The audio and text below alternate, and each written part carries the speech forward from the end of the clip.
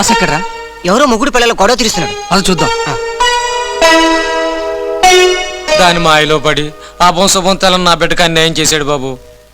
ఏమయ్యా మరి నువ్వేమంటావు? దాని మీద నాకు కోపం లేదండి. మరెందుకు నీ భార్యను వదిలేసావు? నాకు టీబీ అని డాక్టర్లు చెప్పారు బాబు. అప్పటి నుంచి నా దగ్గరికి రావటం మానేసి దానింట్లోనే ఉండిపోయాడు. దాని పక్కలో పడుకుంటే నాకు జబ్బొచ్చి సమాధిలో పడుకోవాల్సి వస్తుందని. అంటే పెళ్ళం అనేది సుఖాన్ని ఇవ్వడానికే తప్ప ఇంకా దేనికి పనికిరాని వస్తువు అనేనా నీ ఉద్దేశం? నువ్వు పెళ్లి చేసుకుంది 24 గంటలు పెళ్ళం పక్కలో పడుకోవడానికేనా? అంతకు మించి మీ ఇద్దరి మధ్య ఏ సంబంధం లేదా?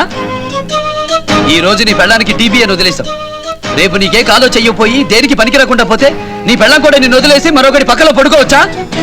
మగాడు వాడికి సిగ్గు లేకపోతే లేకపోయింది. కనీసం సాటి ఆడదానిగా నువ్వైనా ఆవిడి గురించి ఆలోచించక్కర్లేదా? నువ్వు ఆరోగ్యంగా ఉన్నావు కాబట్టి ఈ రోజు వాడు నీ దగ్గరికి వచ్చాడు. రేపు నీకేదైనా జబ్బు వస్తే ఇంకొకరిని ఎత్తుకుంటాడు. అప్పుడు నీ పరిస్థితి ఏంటి? పడుకోవడానికి పిల్లల్ని కనడానికి పెళ్ళం కేవలం పట్టెమంచం కాదురా.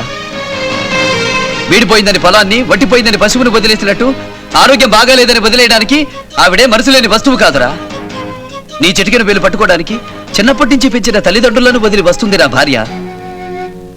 అలాంటి భార్యకు జబ్బొస్తే ఎలా బాగు చేయించాలా అని ఆలోచించాల్సింది పోయి పాత సామాన్లా పక్కన పడేస్తావా?